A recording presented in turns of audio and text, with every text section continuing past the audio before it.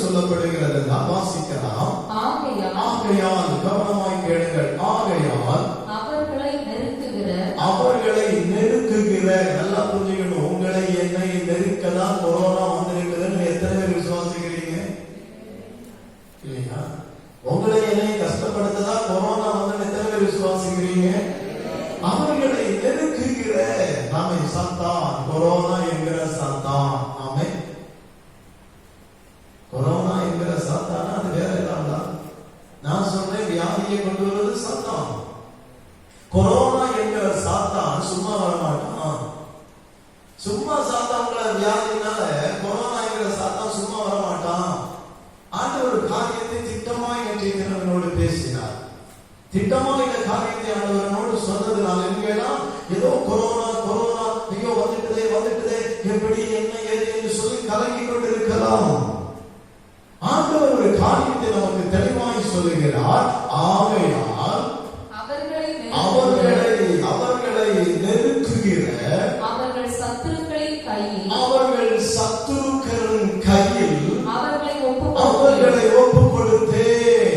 இப்ப ஆண்டவர் நம்ம சத்துருவான கொரோனா கையில ஒப்பு கொடுக்கிறார். ஆமென். விசுவாசம். இப்ப உங்களை எதையும் நெருக்க கொரோனா என்கிற சாத்தானுடைய யோபுவை அன்று சோதிப்பதற்காக அவன் சாத்தானுடைய கையில ஒப்பு கொடுத்த தேவன் இன்று இந்த உலகத்தில் இருக்கிற அத்தனை மக்களையும் சோதிப்பதற்காக, நம்மை நெருக்குவதற்காக, கஷ்டப்படுத்துவதற்காக கொரோனா என்கிற சாத்தான் கையில் ஒப்பு கொடுத்திருக்கிறான். நம்புறீங்களா? விசுவாசமே இல்லையா? இது ஒரு சாத்தானுடைய கிரியை. நல்லா புரிந்து கொள்ளுங்கள். கொரோனா அவர்களை நெருக்க சத்துருவின் கையில் ஒப்பு கொடுத்தான். இப்போ சத்துருவான ஒரு கொரோனா நம்மை நெருங்கி கொண்டிருக்கிறது. இந்த வார்த்தையை கேட்கும் போது எத்தனை பேருடைய உள்ளத்துல ஏன் இந்த சத்துருவின் கையில் ஆண்டவர் ஒப்பு கொடுத்தார் என்கிற கேள்வி வரும் என்றால் அதற்கும் பதில் பைபிள் சொல்லுகிறது.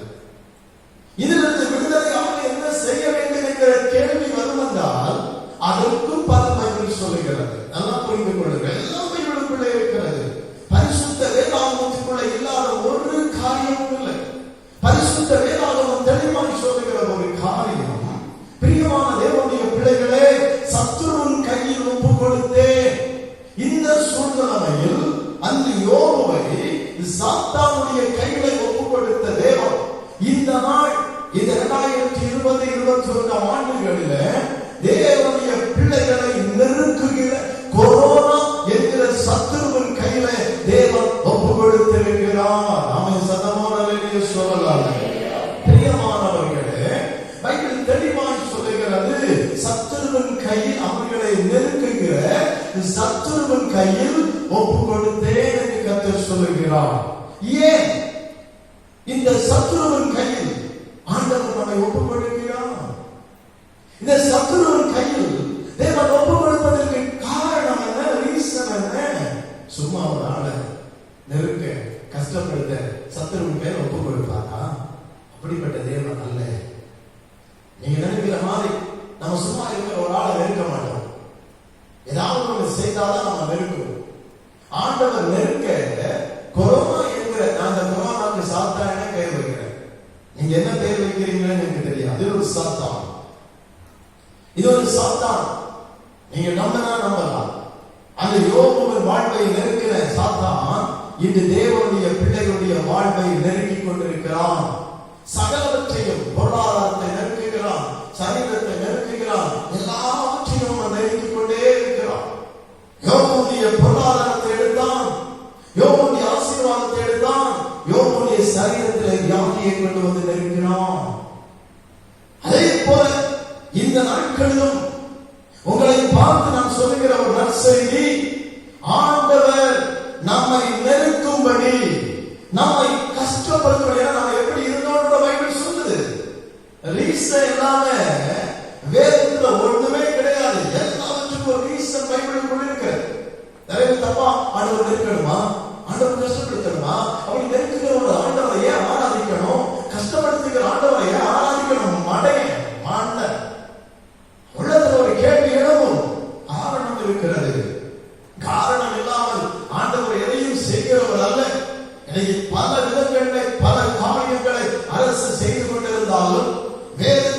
ரகசியத்தை நான் உங்களுக்கு சொல்லுகிறேன்.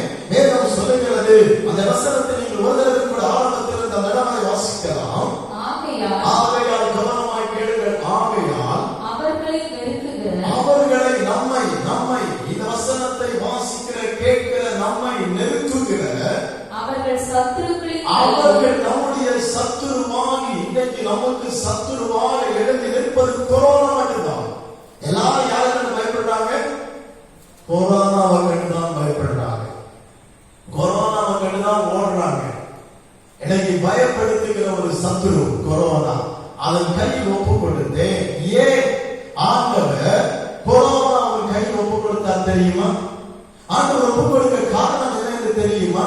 பைபிள் சொல்லுகிறது. அதே நெகேமியாவின் புஸ்தகத்தில் எடுத்துக்கொள்ளுங்கள். அதே நெகேமியாவின் புஸ்தகம் 9வது அதிகாரம் 25, 26 இந்த வசனங்களை நீங்கள் வாசிக்கும் போது அங்கு ஏன் ஆண்டவர் இந்த நெருக்கத்துக்கு நம்மை ஒப்புக்கொடுது? இப்ப நெருக்கம் தான் செய்தியின் தலைப்பு. நெருக்கம் மறந்துவிடாதீர்கள். நெருக்கம் இல்லைன்னா கஷ்டம்.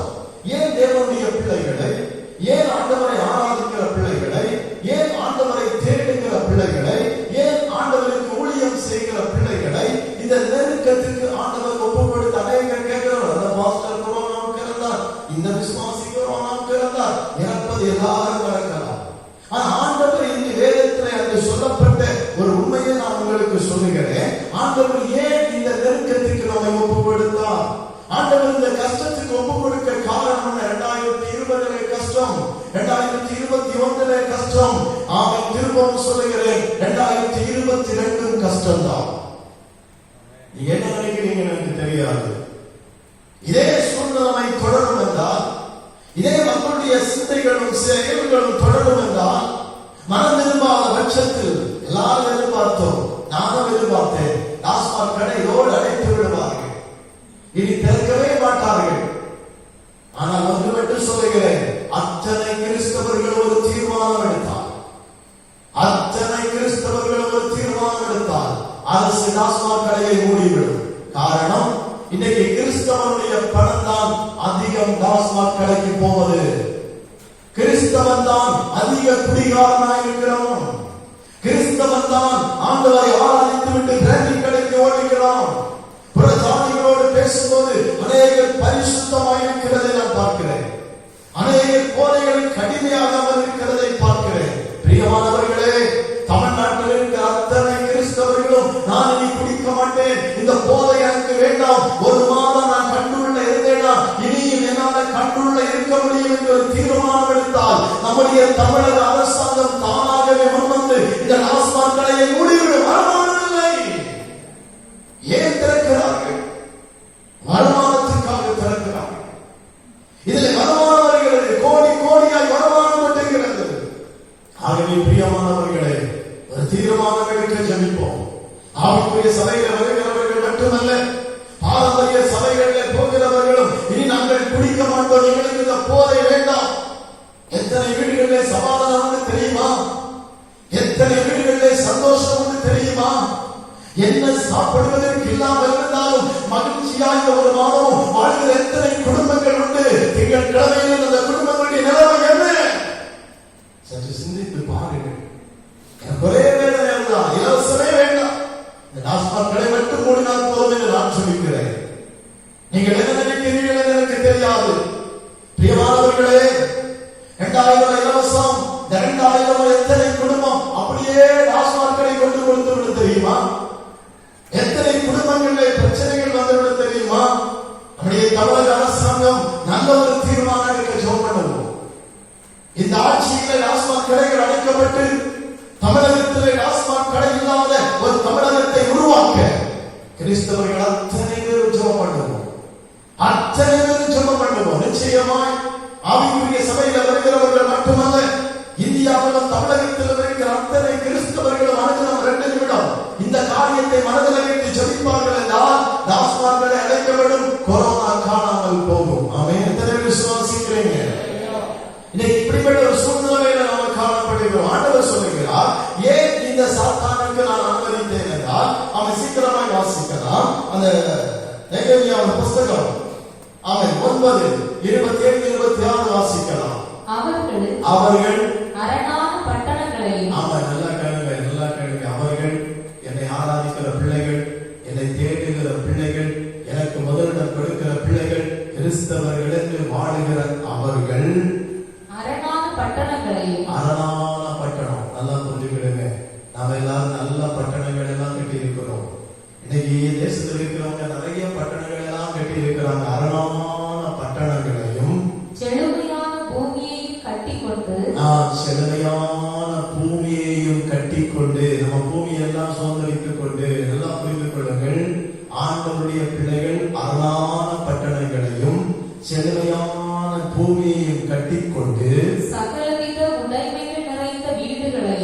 சகலவித உடைமைகள் நிறைந்த வீடுகளையும் ஆண்டவர் நமக்கு தந்து நல்லா புரிந்து கொள்ள வேண்டும். வீடுகள்ல ஒண்ணும் இல்லைன்னு சொல்லிக் கொண்டு நம்முடைய வீடுகள் எல்லாம் நிறைந்து கிடக்கிற அளவுல சகலவித உடைமைகளுடைய வீடுகளை ஆண்டவர் நமக்கு தந்து வெட்டப்பட்ட துறவுகளையும் நல்லா புரிஞ்சுக்கொள்ளுங்க. வெட்டப்பட்ட துறவுகளையும் ஏராளமான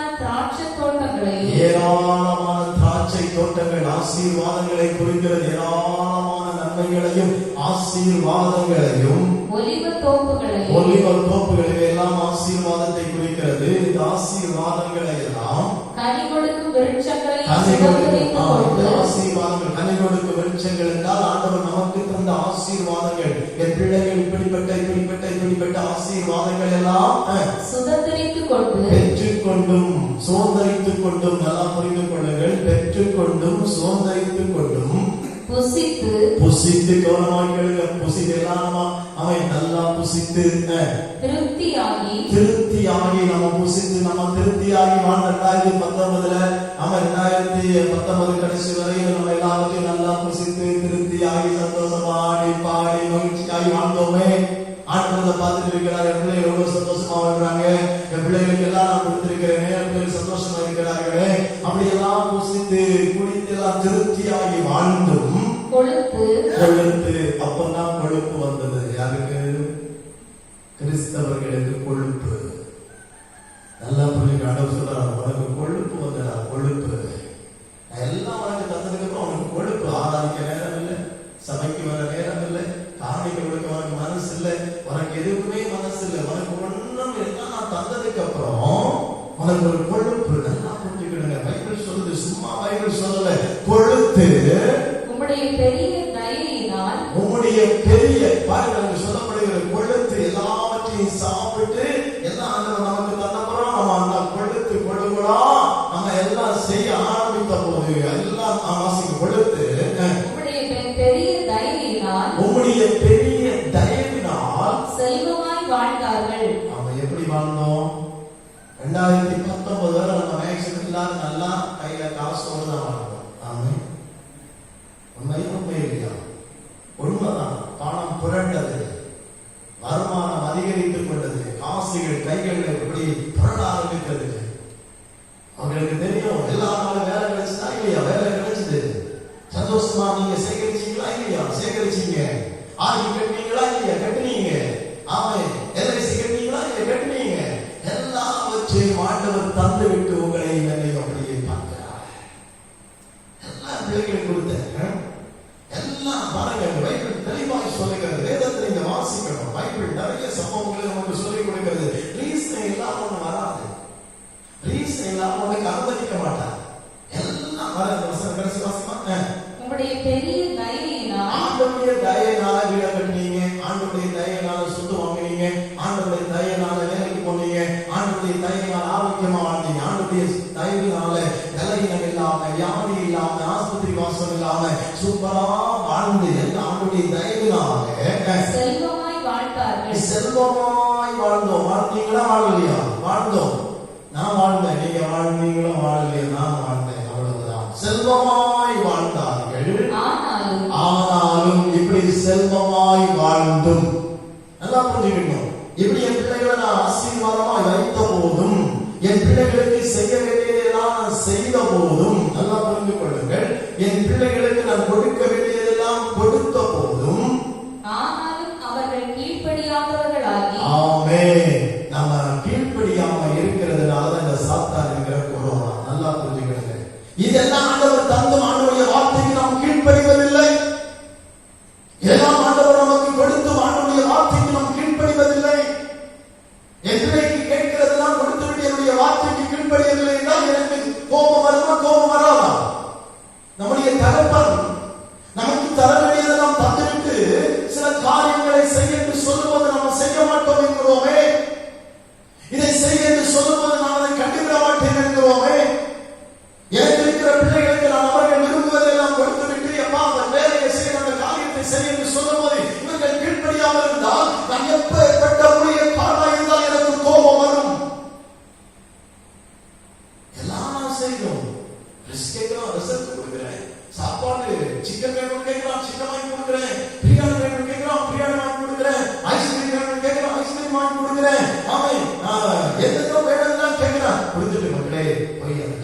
செய்யலாம்னு சொல்லும் போது செய்ய மாட்டேன். அவன் கீழ்ப்படியாமல் இருந்தால் சாதாரண மனிதனாக என்னுடைய வாழ்வில் எவ்வளவு கோபம் வரும். நம்முடைய ஆண்டவரை எல்லாம் நமக்கு தந்துவிட்டு ஆண்டவருடைய வார்த்தைக்கு நாம் கீழ்ப்படுகிறோமா என்பதை சோதிக்கிறார். அவர்கள் கீழ்ப்படியாமல் இருந்ததினாலே செல்வமாய் வாழும்போது கீழ்ப்படிதல் வராது. பணம் எல்லாம் கொட்டும் போது ஆராய்க்க நேரம் இருக்காது, ஆலயத்துக்கு வர நேரம் இருக்காது. அவன் பிஸி இன்னைக்கு வீட்டில் பிஸி, நல்லா புரிந்து கொண்டு பயங்கர பிஸி. ஞாயிற்றுக்கிழமையில கூட ஆலயத்துக்கு வராமல் வேலைக்கோடு தெரியுமா உங்களுக்கு? பாருங்க, ஆண்டவர் செல்வம் செழிப்பில் வைத்த போது, ஆண்டவர் செல்வமாய் வாழ வைத்த போது, ஆனாலும் அவர்கள் கீழ்ப்படியாதவர்களாகி யாரு? இந்த ஆசீர்வாதத்தை பெற்ற மக்கள். நல்லா நெருக்கம் சும்மா வரலையா? நெருக்கம் சும்மா வரலமா? கஷ்டம் சும்மா வரல. நல்லா புரிஞ்சுக்கிறீங்க. ஆனால் அவர்கள் கீழ்ப்படியாதவர்களாகி விரோதமாய் கலகம் பண்ணி, யாருக்கு விரோதமாக கலகம் பண்ணினோம்? ஆண்டவருக்கு விரோதமாய் கலகம் பண்ணினதுனாலே, இயேசுவுக்கு விரோதமாய் கலகம் பண்ணினதுனாலே, நாம் ஆராதிக்கிற தேவனுக்கு விரோதமாய் கலகம் பண்ணினது, நமக்கு விரோதமாய் கலகம் பண்ணி உம்முடைய நியாய பிரமாணத்தை தங்களுக்கு புறம்பே எறிந்துவிட்டு, ஆண்டவரை தந்த நியாய பிரமாணத்தை என்ன செய்யும்? புறம்பே எறிந்துவிட்டு, ஆண்டவர் தந்த கட்டளைகளை கற்பனைகளை கைக்கொள்ளாமல் வேண்டாம் என்று தூக்கி எறிந்ததுனாலே இப்போ ஒரு நெருக்கத்தை கஷ்டத்தை நாம் அனுபவிக்கிறோம். எல்லாம் கிடைச்சதுக்கு அப்புறம் அவன் நமக்கு நேரமே இருக்காது, ஜெபிக்க நேரம் இருக்காது, அவன் ஆராதிக்க நேரம் இருக்காது, ஆண்டவர் ஆலயத்தில் வருவதற்கு நேரம் இருக்காது, எதுக்குமே நமக்கு நேரம் இருக்காது. நம்ம பிஸியாகிடுவோம். ஆண்டவர் செல்வம் தருவரையிலும் ஆசீர்வாதம் தருவரையிலும் எல்லாம் நமக்கு ஆண்டவர் எல்லாம் கிடைச்சதுக்கு அப்புறம் கொஞ்சம் தூங்கினா மட்டும் போதும் என்று நினைக்கிறோமே. இது வேதம் என்ன சொல்லுகிறது? வாசிக்கலாம். தங்களை உம்மிடத்தில் திருப்பும்படி, ஆமென். அவர்கள் நியாயங்களை கைக்கொள்ளாமல் அதை புறம்பே தள்ளிவிட்டு தங்களை உம்மிடத்தில் திருப்பும்படி அவர்களை திடசாட்சியாய் கடிந்து கொண்ட தீர்க்கதரிசிகளை கொன்று போட்டு, ஆமென். நீங்க எப்படி நடங்க, இப்படி பண்ணுங்கன்னு சொன்ன தீர்க்கதரிசிகள் எல்லாம் கொன்னார்களா இல்லையா? கொன்று போட்டார்கள். அநேக ஊழியக்காரர்களை இரத்த சாட்சியாய் மறிக்க வைத்து விட்டார்கள். அநேக ஊழியக்காரர்கள் இப்படி நடங்கப்பா, ஊழியக்காரர்கள் சொல்லுவான், குடிக்காத, பாவம் செய்யாத, அவருக்கு விரோதமான செய்யாத, தப்பு பண்ணாத, இதுதான் போதிப்பான். இப்படிப்பட்ட நல்ல உள்ளம் படைத்தவர்களை கொலை செய்து விட்டார்கள். கொலை செய்ததை ஆண்டவர் கண்டார். தேசத்திலே நீங்கள் நார்த் இந்தியாவை பார்த்தீர்கள் என்றால் ஆண்டவருடைய ஊழியம் செய்த அநேகருடைய இரத்தம் சிந்தப்பட்டது. அநேக இரத்தம் சிந்தி மதித்தார்கள். அவர்கள் என்ன தவறு செய்தார்கள்? அவர்கள் நல்வழிப்படுத்த பார்த்தார்கள். உங்களுக்கு தெரியும், நம்ம இந்தியாவில் வந்த மிஷனரிகளை அவர்கள் என்ன தப்பு செய்தார்கள்? எந்த தவறும் செய்யவில்லை, நல்வழிப்படுத்தினார்கள். அவர்கள் நல்ல காரியங்களை கற்றுக் கொடுத்தார்கள். அவர்களை தான் கொலை செய்தார்கள். இதெல்லாம் ஆண்டவர் பார்த்து பொறுமையாக இருந்துவிட்டு இப்பொழுது இந்த சாத்தானை நமக்கு விரோதியாய் அனுப்பி இருக்கிறார். எல்லா ஆண்டவர் பார்த்த தீர்க்கதரிசிகளை கொலை செய்ததை கண்டார். பல சம்பவங்களை செய்ததை ஆண்டவர் கண்டுதான் ஆண்டவர் நெருக்கத்தை கொடுக்கணும். அவன் பாத்தீங்க, பல பிளான் போட்டாங்க. எல்லா பிளானையும் கர்த்தர் உடைத்து விட்டு இருக்கிறார். பல பிளான் போட்டு இருந்தாங்க. அப்படி பண்ணணும், இப்படி பண்ணணும், எல்லா பிளானும் உடைக்கப்படுகிறது.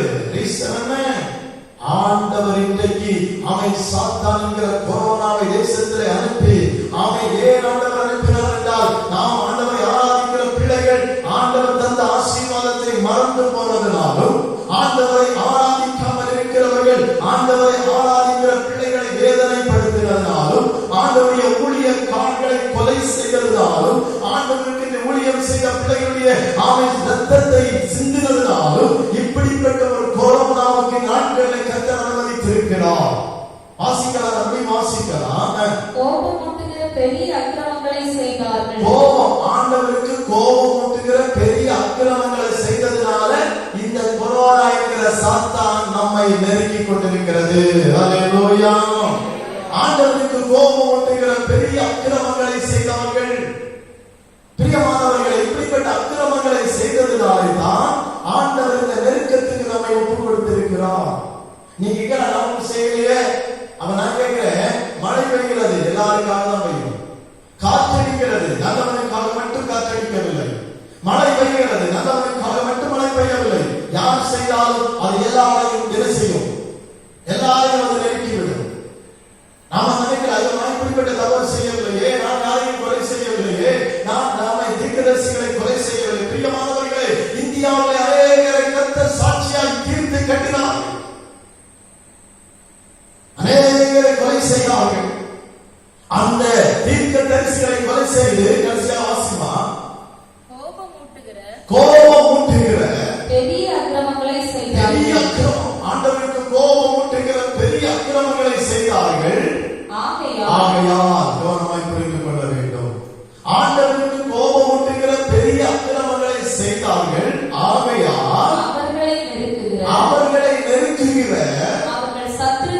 அவர்கள் சத்துருவின் கையில் ஒப்புக் கொடுத்த இன்னைக்கு அப்படிப்பட்ட சம்பவங்கள் நடந்ததுனாலே, செய்ததுனாலே, அதன் விளைவாக, அதன் பலனாக இன்னைக்கு கொரோனா என்கிற சத்துருவின் கையில் நாம் ஒப்புக் கொடுக்கப்பட்டிருக்கிறோம். பிரியமானவர்களே, நீங்க கேட்கலாம், இதிலிருந்து ஒரு மாற்று வழி இல்லையா? இதிலிருந்து ஒரு விடுதலை இல்லையா? இதிலிருந்து ஆண்டவர் தப்புவிக்க மாட்டாரா? நிச்சயமாய் மாற்று வழி உண்டு. நிச்சயமாய் மாற்று வழி உண்டு. அந்த வசனத்தை மட்டும் உங்களுக்கு சொல்லி நான் சொல்லித்து ஆசீர்வாதத்தோடு நிறைவு செய்ய ஆசைப்படுகிறேன். மாற்று வழி நிச்சயமாய் பைபிள் சொல்கிறது. நெருக்கப்படும் போது பைத்தன் இப்படி வேதத்தில் ஒரு வசனம் சொல்கிறது. அவன் 2 நாளாக புஸ்தகம், அவன் இப்ப நம்ம நெருக்கத்தில் இருக்கிறோம். நீங்கள் நான் எல்லாம் கொரோனா என்கிற சாத்தானுடைய நெருக்கத்திலே வாழ்ந்து கொண்டிருக்கிறோம். இந்த நெருக்கத்தில் நீங்கள் நான் செய்ய வேண்டியதை உங்களுக்கு சொல்லி உங்களுக்காக நான் சொல்லிக்க ஆசைப்படுகிறேன். இதை பார்க்கிற என் கண்மான தேவனுடைய பிள்ளையே, இந்த செய்தியை கேட்கிற என் கண்மான தேவனுடைய பிள்ளையே, நெருக்கத்திலிருந்து ஒரு விடுதலை தருவதற்கு இயேசு இருக்கிறார். நம்மை ஒரு பக்கம் சாத்தான் நெருக்கும் போது நாம செய்ய வேண்டியதை செய்தால் நிச்சயமாகவே தேவன் இந்த நெருக்கத்தில் நம்மை தப்புவிப்பார். இந்த கொரோனாவில் இருந்து தேவன் நம்மை தப்புவிப்பார். நீங்க பயப்பட வேண்டிய அவசியம் இல்லை. நீங்க கலங்க வேண்டிய அவசியம் இல்லை. இந்த கொரோனா என்கிற கொள்ளை நோய் உங்களை விட்டு, தேசத்தை விட்டு அவன் காணாமல் போகும். இந்த நெருக்கம் வரும்போது உங்கள் இருதயங்களை கல்லாக்காமல், நீங்கள் இன்னும் கடினமுடையவர்களாய் வாழாமல், நீங்கள் நாளை உங்கள் இருதயங்களை கடினப்படுத்தாமல், நெருக்கத்தின் நாளிலே, நெருக்கத்தின் காலத்திலே, கஷ்டத்தின் காலத்திலே, கஷ்டத்தின் வாழ்விலே நீங்கள் நானும் செய்ய வேண்டியது என்ன? வேதம் இப்படி சொல்லுகிறது. இப்போ நமக்கு ஒரு நெருக்கம். இந்த நெருக்கத்தில் நீங்கள் நான் என்ன செய்யணும்னு பைபிள் சொல்லுதுன்னா, 2 நாளாக புஸ்தகம் 15வது அதிகாரம் 4வது வசனத்தை வாசித்து பாருங்கள். 2 நாளாக புஸ்தகம் 15வது அதிகாரம் 4வது வசனத்திலே ஒரு காரியத்தை அங்கு சொல்லுகிறதை பார்க்கிறோம். தங்கள் நெருக்கத்திலே, இப்பொழுது நமக்கு வந்திருக்கிற நெருக்கத்திலே நீங்கள் நான் என்ன செய்யணும்? தூங்கணும் என்று பைபிள் சொல்லல. நீங்கள் நான் ஏதோ இடங்களுக்கு போக வேண்டும் என்று பைபிள் சொல்லல. நீங்கள் நான் பரிகாரத்துக்கு யாரோ பரிகாரத்தை தேடி உலக பிரகாரமானவர்களை பார்த்து போக வேண்டும் என்று பைபிள் சொல்லல. தங்கள் நெருக்கத்திலே இஸ்ரவேலின் தேவனாகிய தங்கள் நெருக்கத்திலே இஸ்ரவேலின் தேவனாகிய கர்த்தரிடத்துக்கு திரும்பணும். எல்லாவற்றையும் விட்டு கர்த்தரிடத்துக்கு திரும்பணும். இந்த கொரோனா மாறும். உங்க வாழ்க்கையில செய்த தவறுகளை விட்டு, உங்கள் பாவங்களை விட்டு, உங்கள் அக்கிரமங்களை விட்டு, ஆண்டவருக்கு சித்தமில்லாத செய்ததை எல்லாம் விட்டு ஆண்டவரிடத்தில் அத்தனை பேரும் திரும்பும் போது, ஏதோ ஒருவர் 2 பேர் அல்ல, அவை அத்தனை பேரும் ஆண்டவராய் இயேசுவிடத்தில் திரும்பும் போது, அவை திரும்பும் போது அந்த அக்கிரமங்களை விட்டு கர்த்தரிடத்தில் திரும்பும் போது, அவரை தேடின போது அவர் அவர்களுக்கு வெளிப்படுவார். அல்லேலூயா. நம்ம இந்த நெருக்கம் வரும்போது ஆண்டவரை தேடணும். ஆண்டவரை தேடும்போது ஆண்டவர் வெளிப்படுவார். வைத்த தாவீது என்ன சொல்லுகிறான் தெரியுமா? வைத்த தாவீது சொல்லுகிற ஒரு காரியத்தையும் அவனுக்கு பதில் கிடைத்ததையும் உங்களுக்கு சொல்லி நான் இந்த செய்தியை நிறைவு செய்ய ஆசைப்படுகிறேன். வாசிக்கலாம். சங்கீதங்களின் புஸ்தகம் 18வது அதிகாரம் 18வது சங்கீதம் 6வது வசனத்தை வாசிக்கலாம். சங்கீதங்களின் புஸ்தகம் 18:6. எனக்கு உண்டான நெருக்கத்தில் தாவீது பயங்கரமாக நெருக்கப்பட்ட போது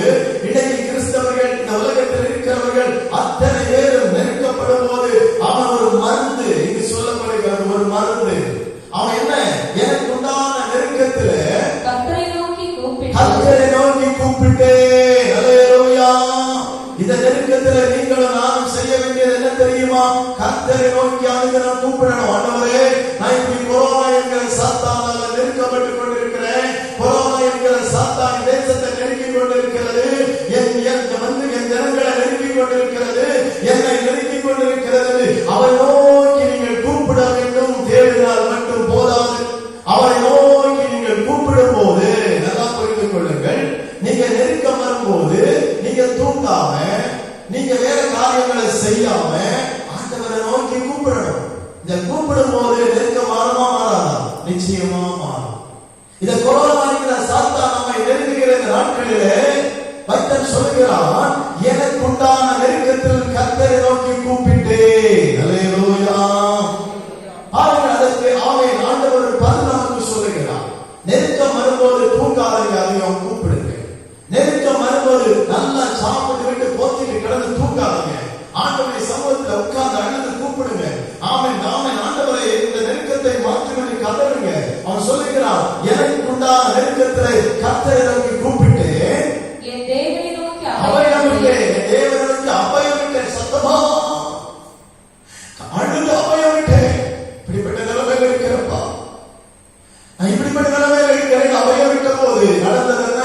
சங்கீதங்களின் புஸ்தகம் 81வது சங்கீதம் 7வது வசனத்தை வாசிக்கலாம். நெருக்கத்திலே நீ கூப்பிட்டால், நெருக்கத்திலே இந்த செய்தியை கேட்கிற கர்வான சகோதரனை சகோதரியே, இந்த கொரோனா என்கிற நெருக்கத்திலே கர்த்தரை நோக்கி நீ கூப்பிடுவாய் என்றால், கர்த்தரை நோக்கி அழுது சுமம் பண்ணுவாய் என்றால், கர்த்தரிடத்தில் அவனை ஒப்புக் கொடுப்பாய் என்றால், கர்த்தரை தேடுவாய் என்றால், கர்த்தருக்கு முதலிடம் கொடுப்பாய் என்றால், பைபிள் என்ன சொல்கிறது? நெருக்கத்திலே நீ கூப்பிட்டாய். நெருக்கத்திலே நீ கூப்பிட்டாய், நான் உன்னை தப்புவித்தேன். நான் உன்னை தப்புவித்தேன். அல்லேலூயா. நம்முடைய இந்த கொரோனா என்கிற நெருக்கத்திலே கர்த்தரை நோக்கி கூப்பிட்டா கர்த்தர் நம்மை தப்புவிப்பார். அவ்வளவுதான். ஆண்டவரை நோக்கி அழுது கூப்பிடுங்கள். ஆண்டவர் உங்களை தப்புவிப்பார். உங்களை கொரோனாவுக்கு அடிமையாக்கவே மாட்டார். நீங்கள் கொரோனாவுக்கு மதிக்கவே மாட்டீர்கள். விசுவாசியுங்கள். கர்த்தரை நோக்கி கூப்பிடுங்கள். ஆண்டவரை நோக்கி புலம்புங்கள், கதறுங்கள். வேதம் சொல்கிறது, நீ நெருக்கத்திலே நோக்கி கூப்பிட்டாய், அவனை தப்புவித்தேன். தாவீதின் வாழ்க்கையில வந்த நெருக்கத்திலே கூப்பிட்ட போது தாவீதுக்கு பதில் சொல்லுகிறார், நீ நெருக்கத்திலே நோக்கி கூப்பிட்ட. பிரியமானவர்களே, இந்த கொரோனா என்கிற நெருக்கத்தில் இருக்கிற நீங்களும் நானும் தேவனை நோக்கி கூப்பிடுவோம். தேவன் நம்மை தப்புவிப்பார். தேவன் நம்மை நடத்துவார். இழந்து போன கிடைக்காத எல்லா நன்மைகளையும் ஆசீர்வாதங்களையும் கர்த்தருக்கு திரும்ப தருவார். அப்படி எழுதி நிற்போமா? ஆண்டவரை நோக்கி பிரார்த்தனை செய்வோம். ஆண்டவரை நோக்கி பிரார்த்தனை செய்வோம். எங்கள் அன்பு தகப்பனே, எங்கள் பரிசுத்த தெய்வமே, இந்த நாடு எளியவன் மூலமாக நெருக்கத்திற்கு ஒரு மாற்று வழியை கூப்பிடு என்கிற காரியத்தை செய்தியை கேட்ட பார்க்கிற பிள்ளைகளுக்காக சொல்லுகிறீர்கள். நமக்கு கோடி நன்றி அப்பா. இந்த நெருக்கம் ஏன் வந்தது என்பதை அறிந்து கொள்ளவும், இந்த நெருக்கத்திற்கு மாற்று வழி என்ன என்பதை அறிந்து கொள்ளவும் ஆண்டவர் எங்களுக்கு தந்த கிருபைக்காய் நன்றி. இந்த வேத வசனத்தின் மூலமாக நம்முடைய பிள்ளைகளுக்காக நீர் எளியவனோடு பேசினீரப்பா. தகப்பனே, எங்கள் தேச மக்கள், உம்மை ஆராதிக்கிற பிள்ளைகள், உம்மை ஆராதிக்காதவர்கள் அத்தனை பேரும் கொரோனா என்கிற சாத்தான் நெருக்கத்தில் இருக்கிறதை நீர் காண்கிறீர்களா? இப்பொழுது கொரோனா என்கிற இந்த பொல்லாத சாத்தானுடைய நெருக்கத்தில் ஆண்டவரே, உடைய பிள்ளைகள் இருக்கிறதை நீர் காண்கிறீர்கள். என் அன்பு தகப்பனே, பரிசுத்த தெய்வமே, மனமிறங்கும் மனமிறங்கும். தமிழகத்தில் பரவுதல் குறைந்து கொண்டிருக்கிறது என்று சொல்லுகிறார்கள். ஆனால் இன்னொரு பக்கம் பல தேசங்களிலே வேறு விதமான வியாதிகள் பரவ ஆரம்பித்திருக்கிறது என்றும் சொல்லுகிறார்கள். தாங்க முடியாத ஒரு நெருக்கம். ஆண்டவரே, இந்த நெருக்கத்திலிருந்து நீர்தான் விடுதலை தர வேண்டும். இந்த நெருக்கத்தை நீர்தான் மாற்ற வேண்டும் அப்பா. நீர்தான் மாற்ற வேண்டும். இந்த கொரோனா என்கிற கொள்ளை நோய் எங்கள் தேசத்திற்கு முற்றிலும் காணாமல் போகும்படியாய் தகப்பனே, சாத்தான் முடிக்கு அகப்பட்ட மக்கள் விடுதலை ஆகும்படியாய் இன்னைக்கு அநேக கொரோனா வந்து இந்த உலகத்தை விட்டு எடுக்கப்படுகிறார்களே அப்பா. இந்த வாழ்கிற நாங்கள் நீதிமான்கள் அல்ல. இந்த நாங்கள் நீதிமான்கள் அல்ல. ஆனால் உம்மை நோக்கி கூப்பிடுவதனாலே நெருக்கத்தின் காலத்தில் என்னை நோக்கி கூப்பிடு. ஆபத்து நாளில் என்னை நோக்கி கூப்பிடு. நான் உம்மை ஆராதிக்கிற பிள்ளைகள், உம்மை தேடுகிற பிள்ளைகள், ஆமே உம்மை நோக்கி கூப்பிடுவதனாலே ஆண்டவரை தப்புவித்துக் கொண்டிருக்கிற கிருபைக்காய் நன்றி செலுத்துகிறேன் அப்பா. இந்த நாளும் ஆவியான தேவன் பேசினீரே, இந்த கொரோனா என்கிற நெருக்கம் ஏன் என்றும் இந்த நெருக்கம் மாறுவதற்கு என்ன செய்ய வேண்டும், ஆண்டவர் தந்த நன்மைகளை மறந்ததினாலே, ஆண்டவர் செல்வமாய் வாழ வைத்ததுக்கு அப்புறமாய் ஆண்டவருடைய வார்த்தைக்கு கீழ்ப்படியாமல் போனதினாலே, நியாய பிரமாணத்தை தள்ளிவிட்டதினாலே இப்படிப்பட்ட ஆமை கொரோனா வந்திருக்கிறது என்று அறியவும், ஆனாலும் இந்த கொரோனாவிலிருந்து விடுதலை ஆகும்படி என்ன செய்ய வேண்டும் என்கிற நல்ல ஒரு வார்த்தையை ஆமை எனக்குண்டான நெருக்கத்திலே கர்த்தரை நோக்கி கூப்பிட்டேன் என்று கர்த்தர் சொன்னது போல, ஆமே நீ நெருக்கத்திலே நோக்கி கூப்பிட்டாய், உன்னை தப்புவித்தேன் என்று கர்த்தர் சொன்ன அந்த மறுவாக்கின் அடிப்படையில் ஆண்டவரே எங்களுக்கு வந்திருக்கிற இந்த கொரோனா என்கிற நெருக்கத்தின் காலத்தில் அவரை நோக்கி கூப்பிடுகிறோம்.